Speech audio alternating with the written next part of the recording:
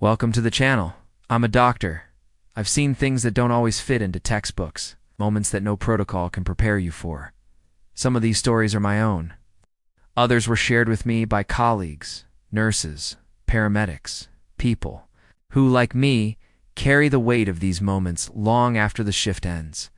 In medicine, we often talk about the times we win, when we manage to reverse the inevitable and steal one more life back from fate. But there are nights when, no matter how fast we run, how loud we shout, or how hard we pray, we simply can't stop nature. And even when the body stops, sometimes something remains. This is the story of a woman who passed away peacefully or so. We thought, because some patients never really leave, she seemed to return every single night. I had never witnessed such a peaceful death. No grimace of pain, no groan, no final struggle, just silence, and her hands slowly falling to the floor. It was our third call that night, just past 2 a.m. The alert already prepared us for the worst. 78-year-old woman, chest pain, low response. We left. In under a minute. I was on duty with Sophia, my partner paramedic. Always professional, fast, and precise. But that night, I sensed something different in her, certain tension in her face from the very beginning. When we arrived, the husband was waiting at the door, disheveled, wearing a robe, with a broken expression and trembling hands. "She's not responding, barely breathing," he said, his voice already steeped in loss. We rushed inside. There she was, still sitting in a wooden rocking chair by the window. It looked like she had tried to stand, but froze halfway through the motion. She was breathing with difficulty, yet she showed no panic. Her eyes were open, eerily serene, almost as if she had accepted what was coming, or as if she had seen it. Before, she still had faint vital signs. We decided to move her immediately to the ambulance. Every second counted. Everything was ready. Oxygen, defibrillator for access. We couldn't waste a moment. We carefully helped her. The husband held her hand until we had to close the doors.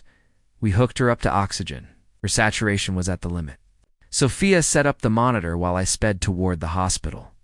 Then it happened. Halfway there, Sophia yelled, "No vitals!" slammed the brakes and pulled over. We jumped into action. The monitor showed no activity, no breathing, no pulse, nothing.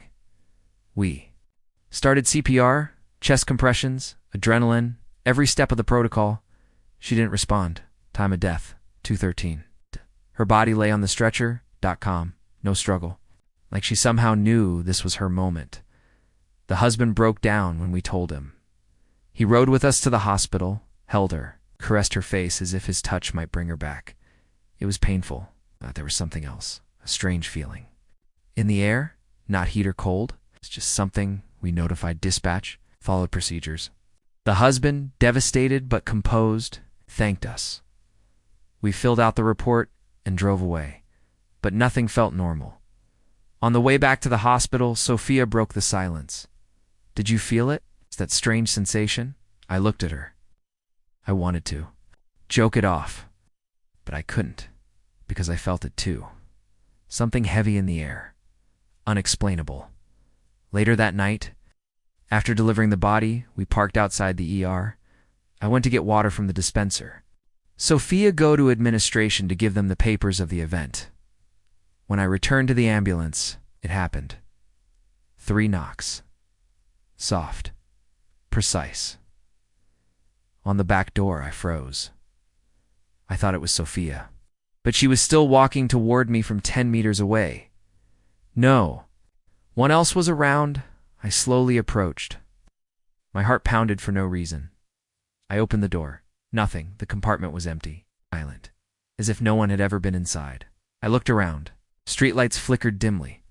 No wind, no one in sight. All quiet. I climbed back in silently. Sophia entered moments later. I looked at her, expecting an explanation. More out of nervous than curiosity, I asked her, "Here's some knocks on the back door," but there was nothing. She keeps her sight forward and just murmured. Maybe it was her. She was joking, but she didn't smile. No eye contact. Just those words. After that, we have maybe 1 or 2 more services. We finished the shift in silence. I slept through the day, and that night, I returned to work. This time, I was assigned to the hospital. I gave me box 3, the critical care room where patients stay before going to a ward or being transferred. Box 3, the same one where we left the woman's body just a night ago, before the morgue team arrived. Routine. I didn't think much of it until 2:14 a.m. almost.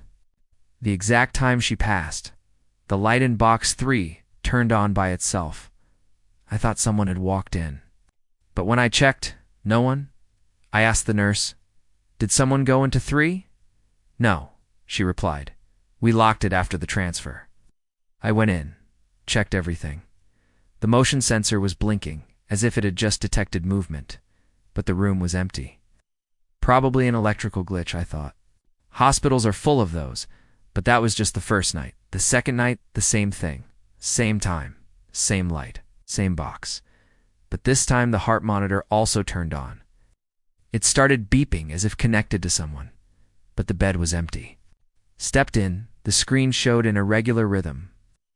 Like a failing heartbeat, I touched the electrodes. They weren't connected to anything. I turned it off. Turned off the light. Closed the door.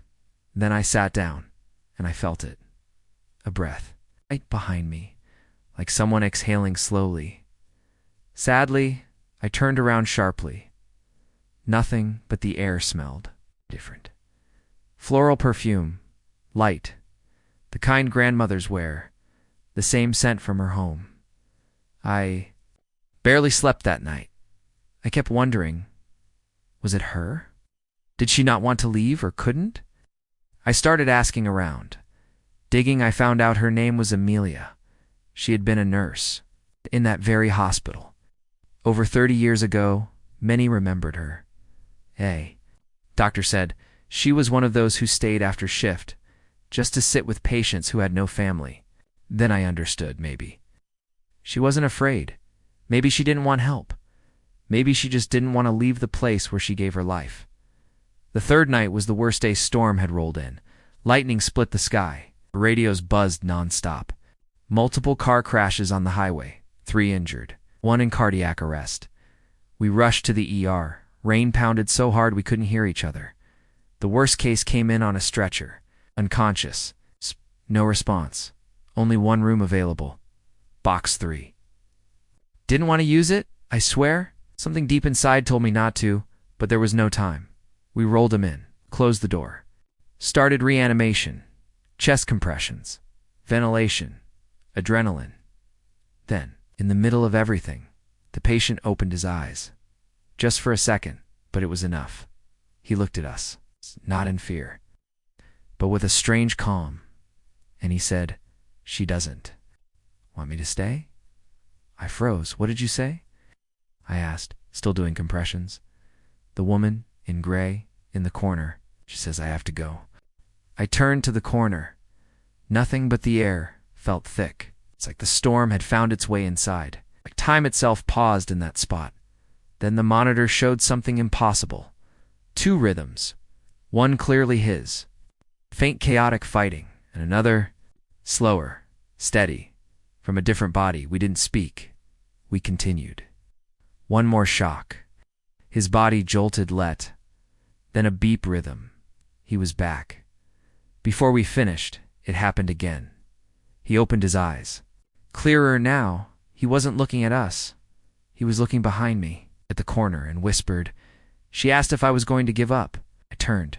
Nothing, not even that heavy feeling, just the hum of the monitor, and the rain against the windows.